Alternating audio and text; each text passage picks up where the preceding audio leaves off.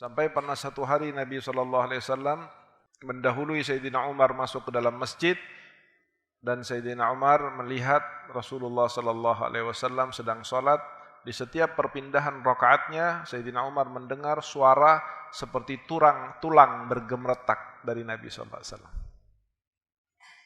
Lalu setelah salam, Sayyidina Umar bertanya, "Ya Rasulullah, apakah engkau sakit?" Nabi tersenyum, Nabi mengatakan, tidak sakit saya. "Memangnya ada apa, wahai Umar?" Nabi berkata, "Aku mendengar tulangmu berbunyi semua, ya Rasulullah." Rasulullah SAW tersenyum, lalu kemudian membuka perutnya, membuka sebagian dari bajunya, dan mengeluarkan beberapa batu. Wakila ada 7 batu yang dikeluarkan oleh Nabi SAW, yang itu artinya Nabi Muhammad 7 hari tidak makan. Ketahuilah bahwa pernah satu hari Al-Habib Umar bin Hafid menangis terseduh-seduh. Ketika ditanya, "Kenapa engkau menangis, wahai Habib?" Dia bilang, "Kita datang dijemput, dakwah didengarkan, kemudian dihormati, terhampar makanan yang luar biasa untuk dipersiapkan untuk kita. Bahwa ketahuilah sesungguhnya ini tidak terjadi kepada Nabi Muhammad SAW. Nabi Muhammad ingin mengajarkan kalau mau mengadu, mengadulah kepada Allah. Kalau mau mengadu, sujudlah kepada Allah. Kalau mau nangis, nangislah kepada Allah. Kalau mau mengadu, bukan di Facebook. Kalau mau mengadu, bukan di WhatsApp. Kalau mau mengadu, ambil wudu, gelar sejadah, tengah malam orang sedang tidur semua, tidak ada yang mendengar suara pengaduanmu, maka mengadulah kepada Allah Subhanahu wa taala dalam tangisanmu, dalam sujudmu, karena Allah Subhanahu wa taala, innama amruhu idza arada syai'an ay yaqula lahu." Ini virus yang sedang menggemparkan dunia. Siapa yang menentukannya? Siapa yang meletakkannya? Siapa yang menakdirkannya? Allah. Kalau Allah dalam waktu kurang dari 1 hari, kurang dari 1 jam, kurang dari 1 menit akan mencabut dan menghilangkannya, apa bisa? Bisa. Allah sangat sanggup. Lalu kenapa harus mengadu kepada selain Allah? Lalu kenapa harus menjauhi hal-hal yang diperintahkan untuk didekati oleh Allah? Seharusnya dalam hal seperti ini, nilai keimanan yang paling rendah dari seseorang itu akan mengatakan, yang mendatangkan adalah Allah, yang menakdirkan adalah Allah, yang menciptakan adalah Allah, yang maha mampu adalah Allah, mintalah kamu kepada Allah. Jangan sampai membuat takutmu kepada virus ini melebihi takutmu kepada Allah, karena itu adalah kesalahan yang sangat fatal, kebodohan yang sangat nyata, kelemahan iman yang sangat mengkhawatirkan, dan orang-orang seperti ini akan tersiksa setiap hari, akan ketakutan setiap hari. Takut dia kehilangan hartanya, takut kehilangan jabatannya, takut kehilangan nyawanya bahkan, sementara man ahabba liqa Allah ahabballahu. Bismillahirrahmanirrahim. Alhamdulillahi rabbil alamin, wassalatu wassalamu ala ashrafil anbiya'i wal mursalin, Sayyidina Maulana Muhammadin wa ala alihi wa sahbihi ajma'in. Allahumma salli wa sallim ala Sayyidina Muhammad salatan takunu likulli da'in dawa wa likulli saqamin shifa wa likulli bala'in wa ubiyatin dira wa ala alihi wa sahbihi wa sallim. Qala al-musannif rahimahullahu ta'ala, Sayyidina wa maulana al-imam qutb ad-da'wati wal irsyad al-habib Abdullah bin Ali bin Muhammad al-Haddad sahib al-ratib, anna Allah yaghfir lahu wa yarhamuh wa yu'li darajati fil jannah wa yanfa'una bi barakatihi wa asrari wa yahfadna bi jahihi wa yu'id alaina min asrarihi wa nafahatihi fid dini wad dunya wal akhirah. Al-Fatihah. Bismillahirrahmanirrahim.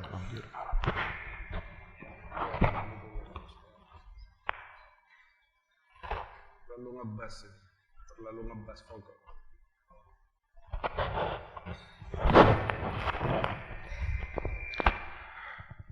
Bismillahirrahmanirrahim. Alhamdulillahirabbil alamin wassalatu wassalamu ala asyrafil anbiya'i wal mursalin sayyidina maulana Muhammadin wa ala alihi wa sahbihi ajma'in. Amma ba'du. Qala al-musannif rahimahullahu ta'ala wa nafa'ana bihi wa bi ulumihi fid dharain amin ila qawlihi falaqad kana sayyidul mursalina wa khairul khalqi ajma'ina Muhammadun sallallahu alaihi wa alihi wasallam yarbitu hajaran ala batnihi minal ju'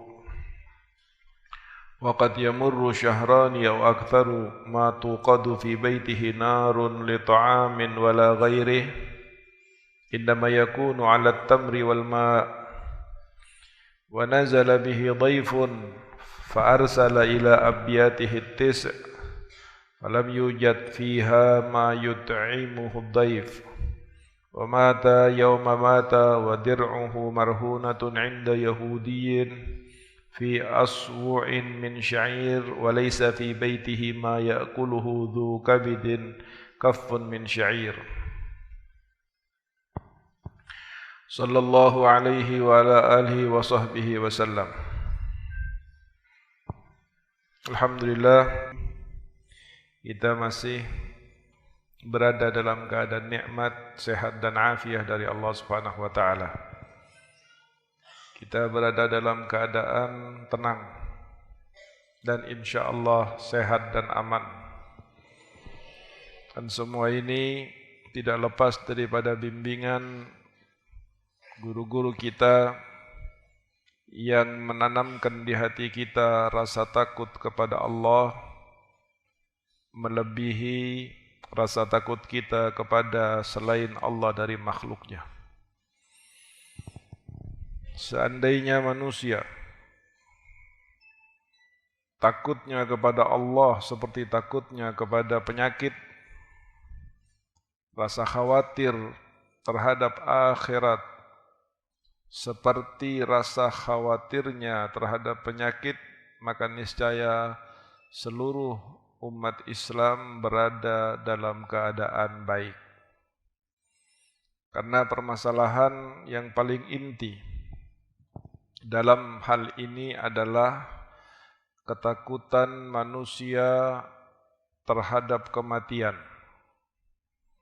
Takutnya mereka terhadap kematian seringkali disebabkan karena mereka tidak mempersiapkan diri dan yakin bakal sengsara di akhirat. Tidak ada di hari-harinya, tidak ada di malam-malamnya munajat-munajat yang indah dengan dan bersama dengan Allah Subhanahu wa taala. Sehingga jauhnya manusia dari Allah membuat mereka takut untuk bertemu dengan Allah karena Allah memiliki siksa. Karena Allah memiliki neraka. Tetapi jika seandainya orang-orang yang dekat dengan Allah berusaha untuk menjadi manusia sebaik-baiknya di dalam pandangan Allah, menghabiskan hari-harinya dalam ibadah dan ketaatan kepada Allah Subhanahu wa taala, maka orang-orang tersebut akan lebih ingin segera berjumpa kepada Allah, berjumpa dengan Allah daripada hidup di muka bumi ini.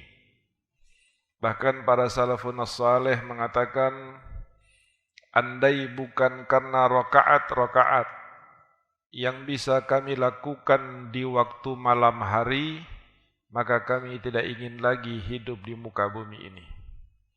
Yang mempertahankan mereka untuk bisa, untuk tenang dan nyaman hidup di muka bumi yang fana ini, hanya munajat-munajat mereka dengan Allah Subhanahu wa taala. Mudah-mudahan kita dijadikan seperti mereka. Oleh karena itu, dalam hal ini banyak orang memandang kondisi yang terjadi sekarang ini dengan cara pandangnya masing-masing. Mereka yang di bidang kedokteran memandang ini sebagai suatu wabah, virus, dan seterusnya. Mereka yang ahli politik, yang hidup setiap hari memikirkan dan berbicara tentang politik, melihat bahwa wabah ini adalah merupakan rekayasa politik dari negara tertentu atau pihak tertentu. Mereka tidak melihat ini sebagai sebuah peringatan musibah dan bala dari Allah. Mengapa demikian? Karena pepatah mengatakan kullu ina'in bima fihi yandahu. Semua tergantung dari apa yang berada di dalam hati dan di dalam fikirannya. Maka atas dasar itulah mereka akan berbicara. Tetapi orang-orang yang takut kepada Allah Subhanahu wa taala tidak melihat sesuatu terkecuali mengaitkan hal tersebut dengan kekuasaan Allah Subhanahu wa taala. Bahkan para salafun salih termasuk Al-Habib Abdullah bin Alwi bin Shahab, Al-Habib Alwi bin Abdullah bin Shahab Ainut Tarim, kalau beliau melihat mendung berkumpul maka terlihat ketakutan di wajahnya. Apa yang ditakutkan? Khawatir itu adalah merupakan pertanda azab dari Allah Subhanahu wa taala yang akan menimpa umat karena sebab dirinya yang tidak taat kepada Allah Subhanahu wa taala. Di antara mereka ketika mendengar suara guntur atau kilatan petir, tidak jarang dari mereka yang pingsan. Bukan karena mereka takut kepada petirnya, tetapi ketakutan di dalam hati mereka adalah bahwa petir itu merupakan azab dari Allah yang akan menyambar orang-orang yang tidak taat kepadanya termasuk dirinya. Inna fi khalqis samawati wal ardi wa ikhtilafil laili wan nahar la ayatin liulil albab. Kejadian yang terjadi, perpindahan siang dan malam dan apa yang menjadi dinamika peristiwanya adalah merupakan sesuatu yang merupakan objek yang menjadi pemikiran dari orang-orang yang memiliki hati. Maka orang-orang yang saleh pastilah akan melihat ini sebagai sebuah peringatan dari Allah, sebuah teguran dari Allah, sebuah bala yang akan mengingatkan mereka apakah mereka akan tunduk kepada Allah atau tetap sombong dengan kemampuannya. Apakah mereka akan kembali kepada Allah atau mereka tetap dengan kemaksiatan dan pelanggarannya. Apakah mereka akan menjadikan hal ini menjadi sesuatu yang mendekatkan mereka kepada Allah, atau bahkan ini dianggap sesuatu yang lain dengan penilaian dan usaha yang tidak akan mendekatkan kepada Allah. Maka semua dari ini ada orang-orangnya. Semua dari pemikiran-pemikiran ini tergantung kepada dasar apa yang menjadi pemikiran dan keyakinannya serta pengetahuan dan apa yang dikerjakan sehari-harinya. Maka kita sebagai seorang yang beriman kepada Allah Subhanahu wa taala pantas untuk menganggap bahwa ini adalah peringatan dari Allah. Sudah merupakan sesuatu yang tidak bisa dipungkiri lagi bahwa sesungguhnya ayat-ayat Allah, hadits-hadits Rasulullah, nasihat-nasihat para ulama, ceramah-ceramah para khatib seringkali masuk ke telinga kanan, keluar dari telinga kiri. Kondisi makanan haram yang menjadi kebiasaan, riba yang memasuki setiap lini daripada urusan duniawi mereka, bohong dan riba, menipu dan bersumpah palsu, mata bermaksiat kepada Allah, mulut bermaksiat kepada Allah, telinga, tangan dan kaki semuanya penuh dengan maksiat kepada Allah Subhanahu wa taala, bagaimana akan ada rasa takut di dalam hatinya kepada Allah? Bagaimana akan ada nilai keimanan yang akan menerjemahkan setiap kejadian yang terjadi di muka bumi ini dengan kebesaran Allah Subhanahu wa taala? Dan kita sebagai salah satu bagian kecil dari umat Islam yang dididik untuk bagaimana mengetahui agama atas dasar rasa takut kepada Allah, wajib melihat ini sebagai satu peringatan dari Allah, sebab sudah Al-Quran, hadis Nabi, nasihat-nasihat sudah tidak lagi diindahkan. Bahkan di negeri kita ini sudah beberapa kali terjadi kejadian-kejadian yang seharusnya membuat negeri ini sampai detik ini tidak akan berani bermaksiat kepada Allah Subhanahu wa taala. Dengan adanya tsunami di Aceh, dengan adanya gempa di Bantul, dengan adanya longsor, gempa bumi di Palu dan seterusnya, ini seharusnya tidak akan pernah membuat orang berani lagi bermaksiat kepada Allah. Namun demikianlah keadaannya, demikianlah kondisinya, maka Allah Subhanahu wa taala masih mencintai, masih mengasihi orang-orang mukmin dengan akan terus memberikan bala dan musibah kepada mereka sampai mereka betul-betul beriman, bertakwa, takut, istiqamah, khusyuk dan beribadah kepada Allah dengan sebenar-benarnya.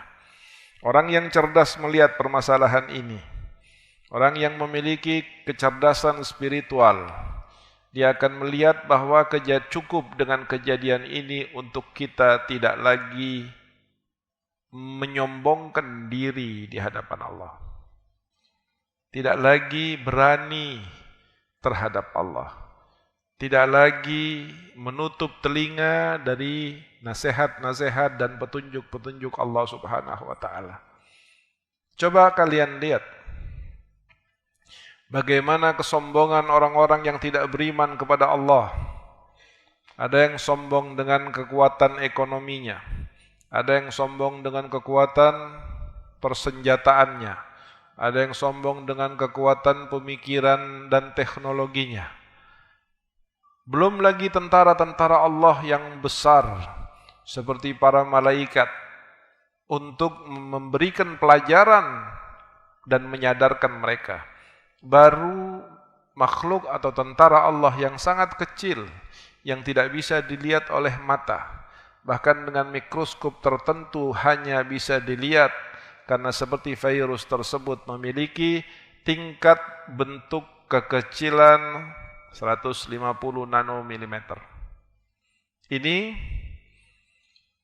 ketika dilepas oleh Allah Subhanahu wa taala untuk menjadikan peringatan kepada manusia, maka mereka yang memiliki senjata, mereka yang memiliki ekonomi, mereka yang memiliki kemampuan, mereka yang memiliki pemikiran menjadi lumpuh seakan-akan tidak lagi mampu berbuat apapun di hadapan pelajaran dari Allah Subhanahu wa taala.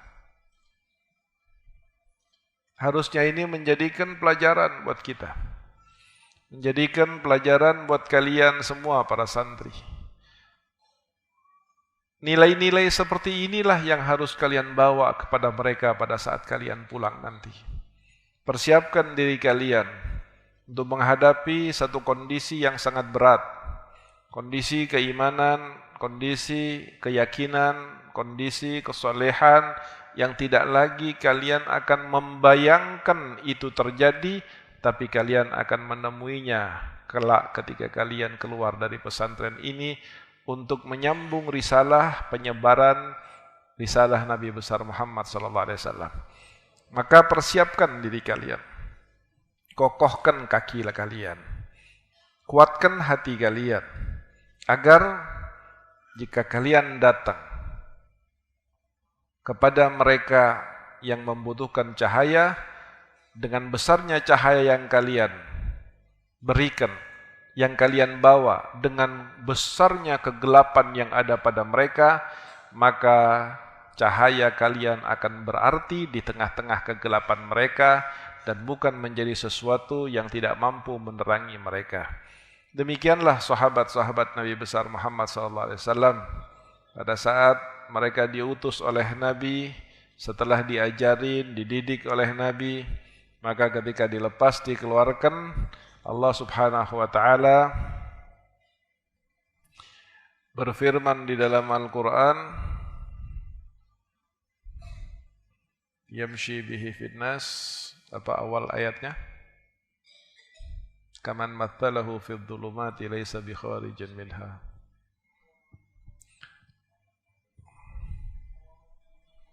Awaman kana maitan fa ahyainahu wa ja'alna lahu nuran yamshi bihi finnas kaman mathalahu fid dhulumati laysa bi kharijin minha. Awaman kana maitan. Para sahabat Nabi di hadapan Nabi Muhammad pada permulaannya adalah orang-orang yang gelap juga. Orang-orang yang tidak memiliki hidayah. Orang-orang yang tidak mengerti keimanan. Tapi begitu duduk di hadapan Nabi, masuk dalam lingkungan Nabi, mulai Nabi mengajarkan mereka, mulai Nabi membawa mereka, mulai Nabi mencerahkan mereka, sampai pada akhirnya orang-orang yang gelap tadi menjadi orang-orang yang memiliki cahaya, sampai Allah Subhanahu wa Ta'ala dalam Quran menggambarkan mereka dengan mengatakan awaman kana maitan fa ahyainahu. Tidaklah engkau melihat betapa orang-orang yang mati batinnya lalu dihidupkan oleh Allah. Wa ja'alna lahu nuran. Lalu kemudian hidupnya mereka itu tentunya dengan cahaya Allah Subhanahu wa Ta'ala. Wa ja'alna lahu nuran. Diberi cahaya oleh Allah Subhanahu wa Ta'ala. Yang tidak mendapatkan cahaya ini di hadapan Allah adalah orang mati, adalah bangkai, adalah mayit. Walaupun dia kaya, walaupun dia berpengaruh, walaupun dia kuat, walaupun dia semuanya dianggap mayit oleh Allah. Mayit itu bangkai. Mayit itu tidak akan bisa berbuat apa-apa di hadapan Allah Subhanahu wa Ta'ala. Waja'alna lahu nuran. Lalu kemudian mereka diberi oleh Allah Subhanahu wa Ta'ala cahaya. Dengan cahaya itu yamshi bihi finnas. Dia melakukan dakwah di manusia, mengajarkan manusia, mengajak manusia kepada kebaikan. Kaman mathalahu fid dhulumati laisa bi kharijin minha. Orang-orang yang tidak mau mendekat kepada cahaya Allah, tidak mau mencari cahaya Allah, maka dia akan berada dalam kegelapan dan dia tidak akan mampu keluar dari kegelapan tersebut terkecuali lewat orang-orang yang sudah diberi cahaya oleh Allah Subhanahu wa Ta'ala. Allahumma inni as'aluka nuran fi qalbi wa nuran fi basari wa nuran fi sya'ri wa nuran fi bashari wa nuran fi lahmi wa nuran fi dami wa nuran fi idhami wa nuran fi asabi wa nuran min baini yadayya wa nuran min khalfi wa nuran an yamini wa nuran an shimali wa nuran min fawqi wa nuran min tahti. Doa Nabi Muhammad sallallahu alaihi wasallam setiap hari yang tidak pernah ditinggalkan oleh Nabi Muhammad dalam keadaan hadir maupun safar. Tidak pernah ditinggalkan oleh Nabi Muhammad baik dalam keadaan sakit maupun dalam keadaan sehat. Doa yang kalian baca setiap hari sebelum salat fajar. Orang-orang yang seperti ini maka jangankan hatinya, di bulunya ada cahaya, kulitnya ada cahaya, dagingnya ada cahaya, darahnya ada cahaya, tulangnya ada cahaya, sumsumnya ada cahaya, sebelah kanan kirinya ada cahaya, depan belakangnya ada cahaya, di atas dan di bawahnya ada cahaya, dan mereka dikelilingi cahaya. Semakin besar cahaya yang dimiliki oleh orang ini karena takarrubnya kepada Allah Subhanahu wa Ta'ala, maka dari situ ditentukan seberapa bisa dia menerangi kegelapan yang ada di luar sana. Wa qala radhiyallahu anhu falaqad kana sayyidul mursalina, maka telah ada junjungan para utusan Allah, para rasul, wa khairul khalqi ajma'ina, dan sebaik-baik makhluk Allah secara keseluruhan, yaitu Sayyidina Muhammad sallallahu alaihi wasallam. Yarbitu hajaran ala batnihi minal ju'. Nabi Muhammad sallallahu alaihi wasallam sering mengikat batu di perutnya. Itu kebiasaan orang Arab. Di sini kenapa tidak lazim? Karena di sini orangnya kenyang semua. Di Indonesia orangnya kenyang semua. Tetapi Nabi dan para sahabatnya pada saat melakukan dakwah, menyebarkan agama ini, senantiasa setiap hari merasakan rasa lapar. Dan ketika lapar, maka mereka akan meletakkan batu yang diikat atau ditaruh di sarungnya untuk menekan perutnya supaya tidak terlalu lapar. Kalau 2 hari maka akan ada 2 batu. Kalau 3 hari akan 3 batu. Sampai pernah 1 hari Nabi SAW mendahului Sayyidina Umar masuk ke dalam masjid, dan Sayyidina Umar melihat Rasulullah SAW sedang sholat. Di setiap perpindahan rakaatnya Sayyidina Umar mendengar suara seperti tulang bergemeretak dari Nabi SAW. Lalu setelah salam, Sayyidina Umar bertanya, "Ya Rasulullah, apakah engkau sakit?" Nabi tersenyum, Nabi mengatakan, tidak sakit saya. "Memangnya ada apa, wahai Umar?" Nabi berkata, "Aku mendengar tulangmu berbunyi semua, ya Rasulullah." Rasulullah SAW tersenyum, lalu kemudian membuka perutnya, membuka sebagian dari bajunya, dan mengeluarkan beberapa batu. Wakila ada 7 batu yang dikeluarkan oleh Nabi SAW, yang itu artinya Nabi Muhammad 7 hari tidak makan.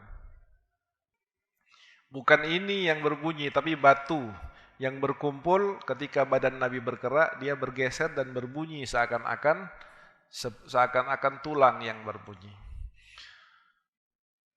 Dan jika kalian kenyang sekarang ini dalam belajar, dalam berdakwah, terutama orang-orang yang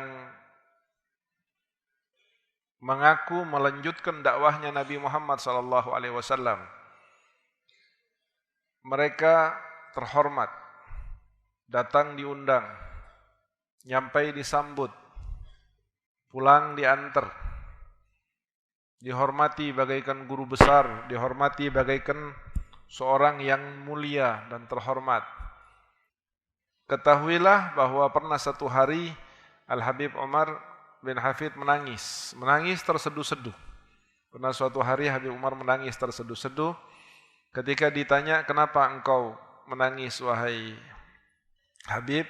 Dia bilang, "Kita datang dijemput, dakwah didengarkan, kemudian dihormati, terhampar makanan yang luar biasa untuk dipersiapkan untuk kita.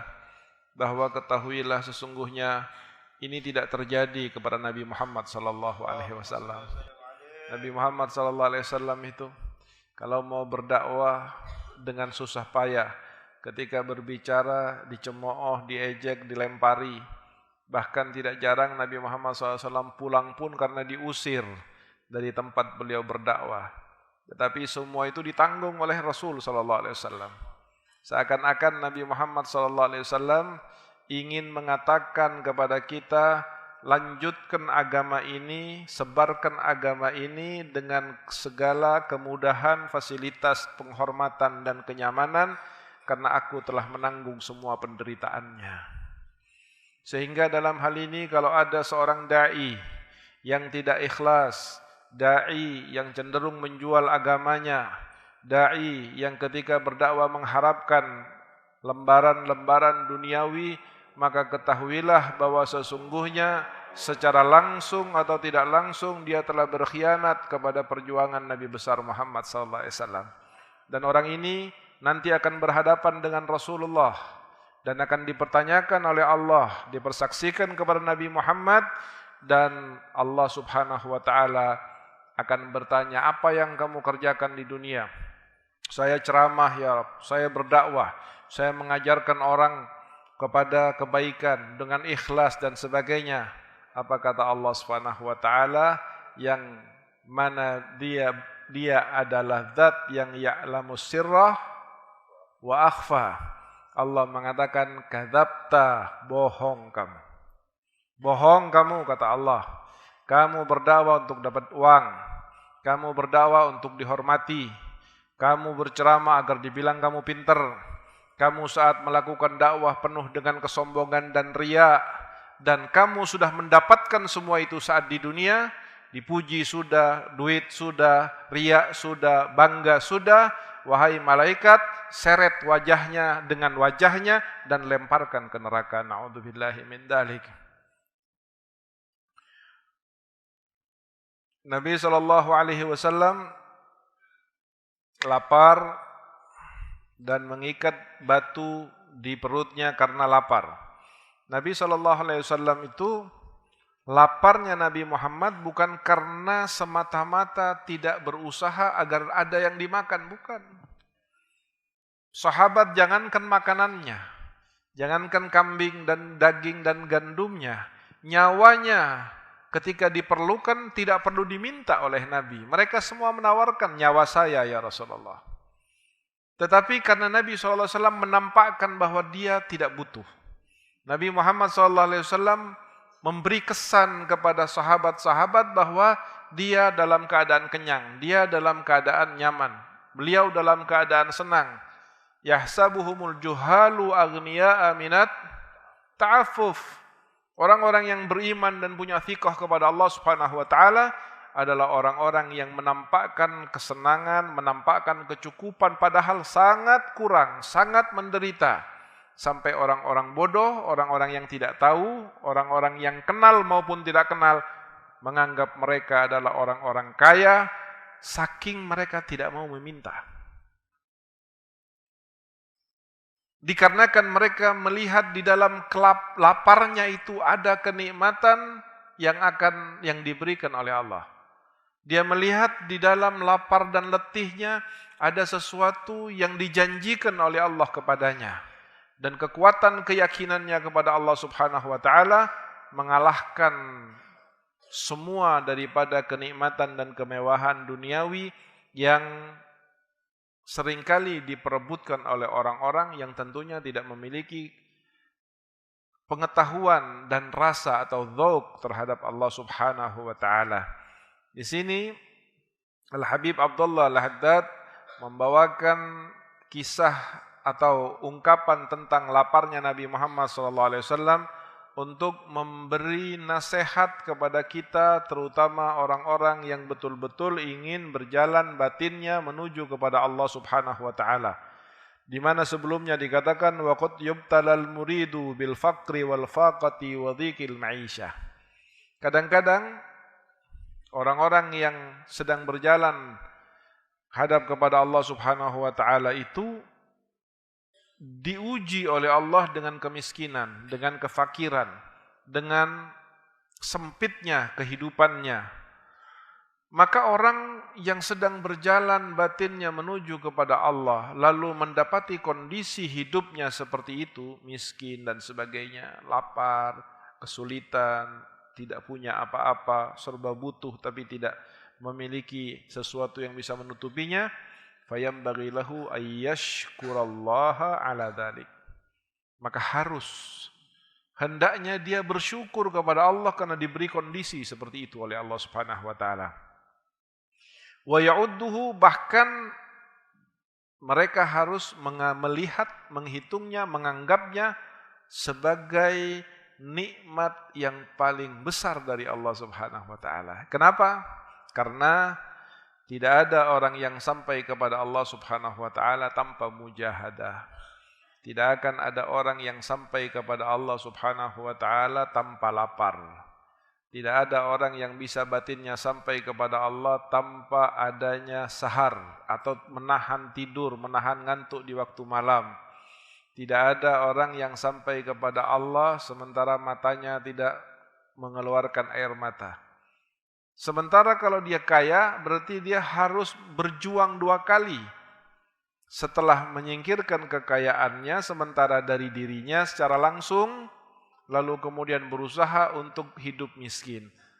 Maka orang-orang yang sudah diberi kemiskinan oleh Allah di dalam kehidupannya, berarti dia harus bersyukur kepada Allah karena dia hanya perlu 1 kali langkah saja untuk bersabar dan tidak perlu untuk lebih berat. Ibarat orang sedang lapar, di depannya ada makanan. Dan orang yang lapar di depannya tidak ada makanan dan tidak punya makanan. Mana yang lebih berat? Lebih berat yang dia menahan lapar tetapi di depannya ada makanan. Kalau orang yang menahan lapar karena tidak ada yang bisa dimakan, maka itu sesuatu yang wajar. Jadi sesuatu yang tidak wajar adalah orang yang lapar menahan makan padahal makanan berada di hadapannya. Sehingga beliau mengatakan bahwa jika seandainya ada seorang murid, seorang yang sedang batinnya berjalan menuju kepada Allah, lalu diberi kefakiran dan kemiskinan, maka sesungguhnya itu adalah nikmat yang paling besar yang dia dapatkan dari Allah Subhanahu wa taala. Wa qad yamurru syahrani aw akthar ma tuqad fi baitihi nar li ta'am wa la ghairihi. Kadang-kadang 2 bulan, berjalan 2 bulan, berlalu 2 bulan, Nabi Muhammad dapurnya tidak pernah dinyalakan apinya. Kalau sekarang kompornya tidak pernah dinyalakan. Kenapa 2 bulan tidak pernah dinyalakan kompornya? Karena tidak ada yang bisa dimasak. Tidak ada yang bisa dimasak. Tidak ada gandum yang bisa dimasak, tidak ada daging yang bisa dimasak. Kenapa tidak ada yang bisa dimasak? Karena Nabi tidak punya. Tetapi Nabi Muhammad SAW bersabar atas hal itu. Innama yakunu ala tamri wal ma'. Jadi bagaimana makannya Nabi SAW? Makannya Nabi kurma sama air. Kurma sama air. 2 bulan makan kurma sama air. Sallallahu alaihi wa alihi wa sahbihi wasallam. Wa nazala bihi dhaifun. Pernah ada satu tamu datang ke Nabi SAW. Lalu Nabi Muhammad menyuruh seseorang untuk ke 9 rumahnya. Menanyakan ada makanan enggak? Enggak ada. Ada makanan enggak? Enggak ada. Ada makanan tidak? Enggak ada. Sampai 9-9-nya tidak ada makanan. Sallallahu alaihi wa alihi wasallam. Dan beliau lapar itu diantaranya tujuan laparnya Nabi Muhammad SAW untuk memberi pelajaran kepada kita. Umatnya yang akan menjadi penerusnya atau para ulama pewarisnya, bahwa jika seandainya Nabi Muhammad yang mana seluruh umatnya, sahabatnya pada saat itu akan berkorban buat Nabi Muhammad, kalau Nabi Muhammad meminta pasti akan diberi. Kalau sahabat yang lain tidak punya semuanya dan Nabi mau berdoa kepada Allah, pasti akan diberi oleh Allah walaupun gunung akan dirubah wujudnya menjadi emas. Tetapi Nabi Muhammad tidak melakukan itu untuk memberi pelajaran kepada kita bahwa komunitas santri, komunitas ulama, kalau dia kaya itu bukan sebuah keberkahan yang menjadi penilaian di dalam kesolehan atau di dalam wirasahnya. Kepewarisannya terhadap Nabi Muhammad SAW sama sekali tidak akan ditentukan oleh kekayaannya, kemampuannya, kesenangannya, dan seterusnya. Sementara yang lain kadang-kadang menganggap kalau seorang ulama itu kaya, maka wah ulama itu berkah. Justru ulama yang tidak kaya, alim yang tidak kaya, salik yang tidak kaya, itu adalah mereka yang lebih dekat ittiba dan wirasahnya daripada Nabi Muhammad SAW. Bahkan ada seorang yang berdakwah kepada Allah dicintai, yang satu berdakwah kepada Allah dibenci sama orang. Dalam zamanul fitnah mana yang lebih mulia di sisi Nabi Muhammad SAW? Ketahuilah seorang da'i, seorang waris, seorang ulama yang dicintai oleh orang dan ulama yang dibenci oleh orang-orang karena zaman fitnah, maka ulama yang dibenci oleh orang itulah ulama yang lebih dekat ke pewarisannya daripada Nabi besar Muhammad sallallahu alaihi wasallam. Bahkan Nabi SAW mata, yauma mata, wa dir'uhu marhuna inda Yahudi. Pada saat Nabi Muhammad SAW wafat, di hari beliau wafat, baju perang, baju besinya Nabi SAW berada tergadai di seorang Yahudi. Nabi Muhammad SAW menggadaikannya kepada seorang Yahudi. Ulama membahas masalah ini dengan beberapa hikmah tasyri' dalam hikmah di dalam fiqhus sirahnya, pemahaman terhadap kejadian-kejadian yang terjadi sepanjang sejarah Rasul SAW. Kenapa Nabi SAW wafat sementara baju besinya digadaikan ke seorang Yahudi? Apakah tidak ada orang Islam yang bisa meminjami? Ada. Apakah tidak ada orang Islam yang bisa memberi? Ada. Kenapa Nabi SAW toh memilih orang Yahudi? Karena Nabi SAW tidak ingin memberatkan umatnya. Tidak ingin membuat umatnya terfikirkan, ya Allah, Nabi saya kok lapar, ya Allah. Nabi Muhammad tanggung sendiri itu. Nabi Muhammad lebih baik menceritakan yang senang-senang kepada umatnya. Tidak akan pernah mengadu kepada umatnya. Nabi Muhammad ingin mengajarkan kalau mau mengadu, mengadulah kepada Allah. Kalau mau mengadu, sujudlah kepada Allah. Kalau mau nangis, nangislah kepada Allah.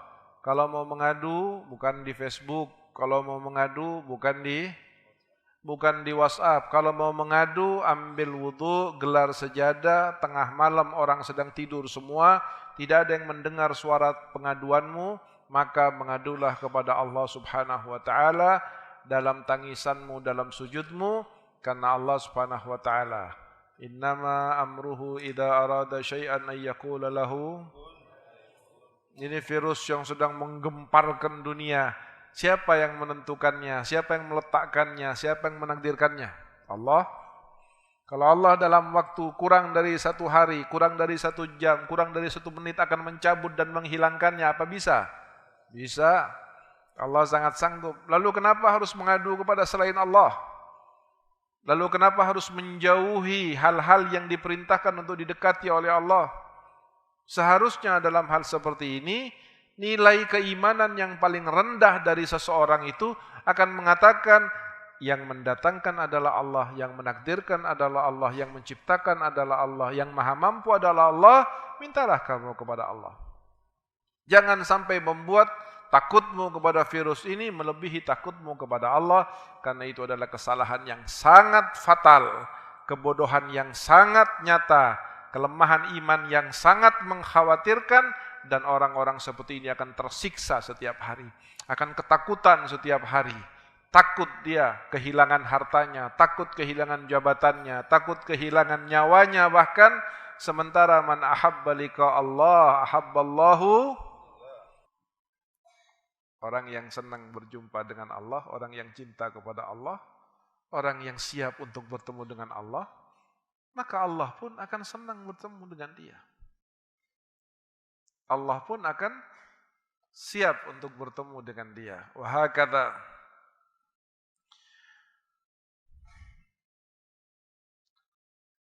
Falyakun qasduka ayyuhal muridu wa himmatuka minad dunya khirqah tasturu biha auratak. Maka jadikan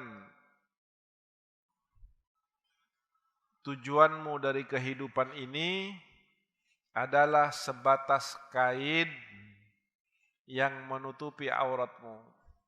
Kain suci, selesai.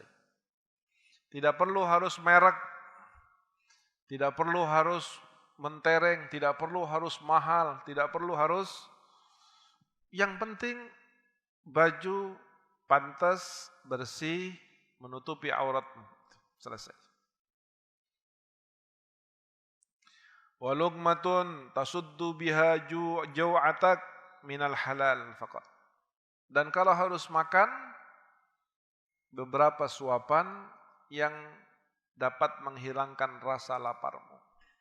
Dan subhanallah, ternyata orang yang lapar dengan orang yang kenyang terkait dengan penyakit akan lebih disenengin, akan lebih banyak sakitnya orang yang kenyang daripada orang yang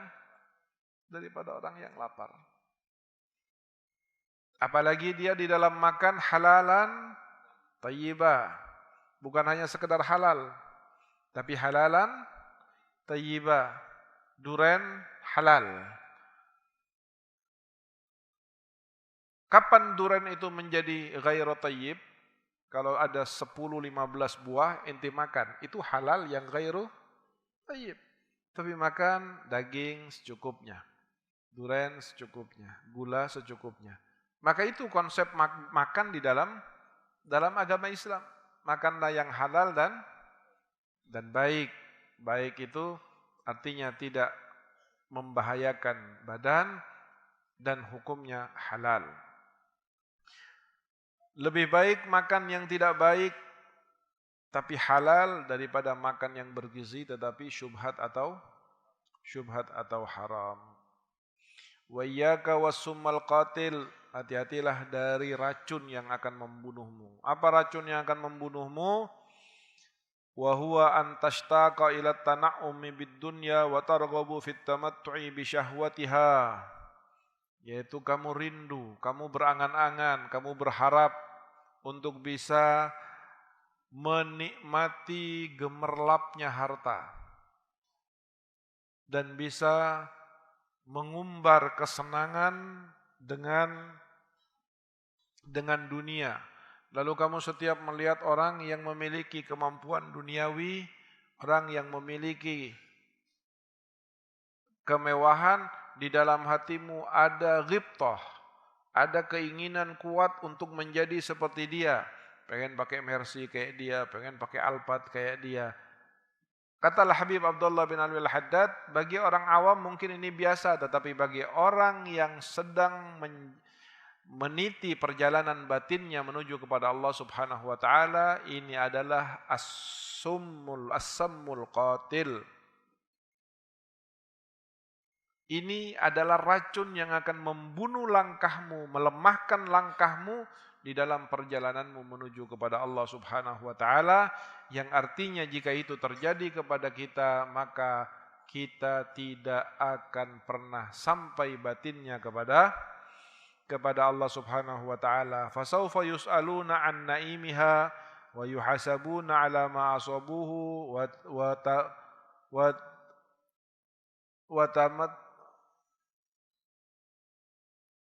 wa tamatta'u bihi min syahwatiha.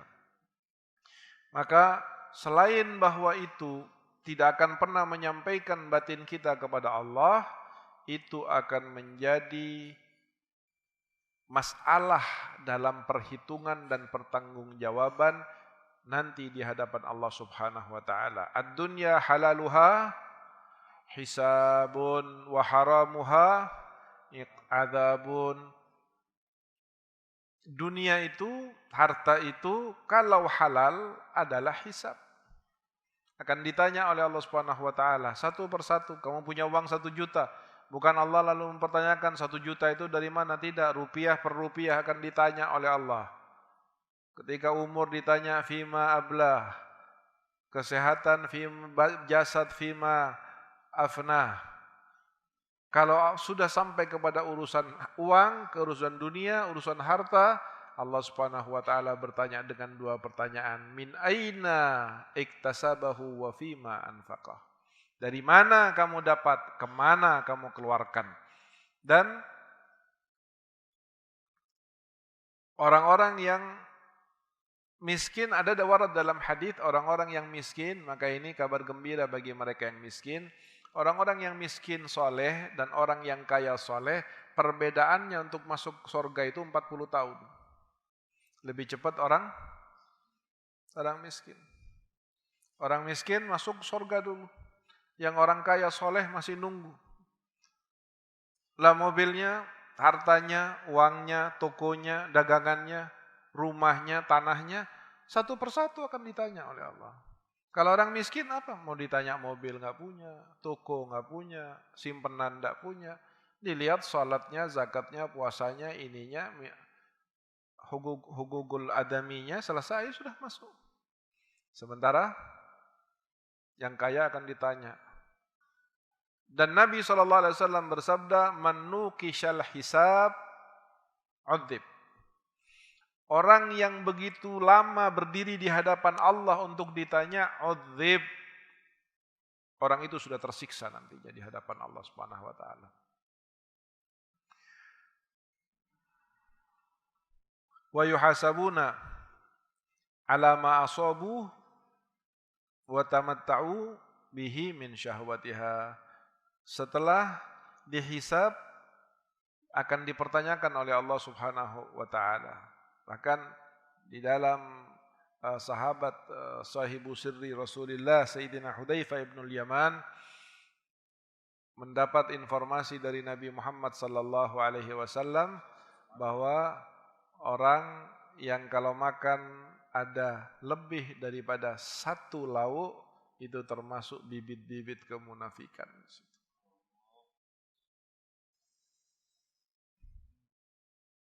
Orang yang memiliki baju lebih dari 3 itu termasuk ada unsur-unsur bibit-bibit benih-benih kemunafikan. Dan ketahuilah bahwa besarnya Islam, jayanya Islam, mulianya Islam, terhormatnya Islam bukan dengan harta. Sayyidina Umar pernah dengan tegas mengatakan, nahnu qaumun a'azzanallahu bil Islam. Kita ini adalah sebuah kaum yang dimuliakan oleh Allah dengan agama Islam. Kalau kita sebagai muslim ingin menjadi mulia dengan selain Islam, maka kita akan dihinakan oleh Allah Subhanahu wa taala. Dan lihatlah kenyataannya. Dulu di zaman a'immatul madhab misalnya, tidak pernah kita mendengar Imam Malik belajar di ruang gedung yang ada ininya, ada apalagi ada AC-nya ada. Imam Syafi'i, Imam Abu Hanifah, belajarnya di tempat-tempat yang sederhana dan sangat sederhana. Tetapi apa yang terjadi dengan keterbatasan fasilitas dari para a'immatuna? Mereka adalah orang-orang yang sampai detik ini namanya setiap hari disebut. Ilmunya setiap hari dimanfaatkan. Fatwanya setiap hari dilakukan. Amal jariahnya terus berputar dengan segala keterbatasan dari apa yang dimilikinya, fasilitas belajarnya, kesederhanaannya, dan sebagainya. Mereka mulia sampai detik ini, dan kemuliaannya itu semata-mata datangnya dari kemuliaan Allah Subhanahu wa taala dan bukan dari kemuliaan materi. Mudah-mudahan Allah memahamkan hati kita dan menjadikan kita sebagai orang, sebagai para khalaf bagi sebaik-baiknya salaf. Mudah-mudahan Allah memahamkan kita dan memberi kita kekuatan agar kita bisa menjalankan sebagaimana yang dijalankan oleh para pendahulu kita. Kita menjadi orang-orang yang meletakkan setiap langkah-langkah kita di bekas telapak kaki dan langkah mereka. Sehingga kita tidak tersesat sebagaimana orang-orang yang tersesat, atau menjadi mata rantai yang tadinya baik kemudian putus dan terlempar daripada kebaikan-kebaikan para salafun salih. Innahu bi'ibadihi rahimun wa huwa arhamur rahimin.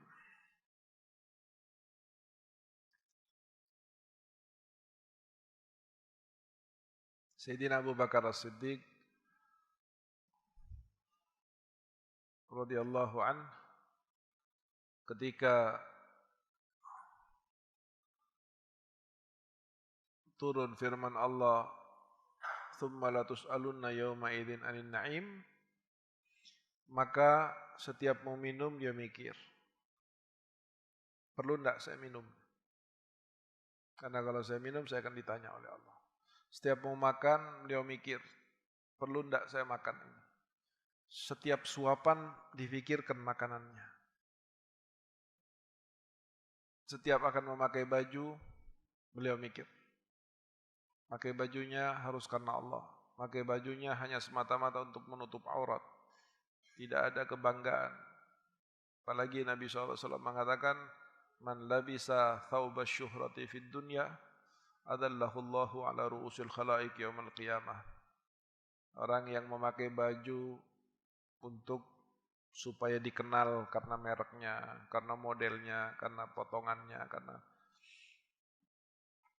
maka orang yang memakai pakaian dengan niat tujuan seperti ini di hari kiamat dia akan direndahkan oleh Allah di depan semua makhluk. Di dunia dia merasa bangga, tapi di akhirat dia akan direndahkan. Karena tidak diizinkan oleh Allah orang-orang yang beriman untuk meletakkan di dalam hatinya mithqala dzarratin minal kibir. Tidak boleh. Allah tidak mengizinkan. Sekecil apapun dari kesombongan di hati tidak diizinkan oleh Allah Subhanahu wa taala. Kan dalam hadis qudsi dikatakan al-kibriya'u ridai faman naza'ahu minni adkhaltuhu nari. Kesombongan itu adalah selendangku kata Allah. Siapa yang berani mencabutnya dari aku, maka aku akan lemparkan dia ke dalam nerakaku. Na'udzubillahi min dzalik. Bismillahirrahmanirrahim. Allahumma ya 'azimus sultan.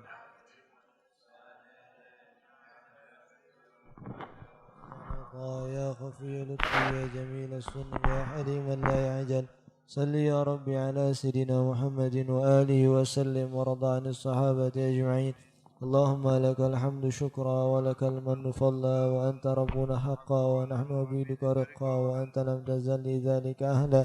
يا ميسر كل عسير ويا جابر كل كسير ويا صاحب كل فريد ويا مغني كل فقير ويا مقوي كل ضعيف ويا مأمن كل مخيف. يسر علينا كل عسير فتيسير العسير عليك يسير. اللهم يا من لا يحتاج إلى البيان والتفسير حاجاتنا كثير وأنت عالم بها وخبير. اللهم إني أخاف منك وأخاف ممن يخاف منك وأخاف ممن لا يخاف منك. اللهم بحق من يخاف منك نجنا ممن لا يخاف منك. اللهم بحق سيدنا محمد ورسنا بعينك التي لا تنام واكنفنا بكنفك الذي لا يرام وارحمنا بقدرتك علينا فلا نهلك وأنت ثقتنا ورجاؤنا. صلى الله على سيدنا محمد وآله وصحبه وسلم والحمد لله رب العالمين عدد خلقي ورضا نفسي وزنة عرشي.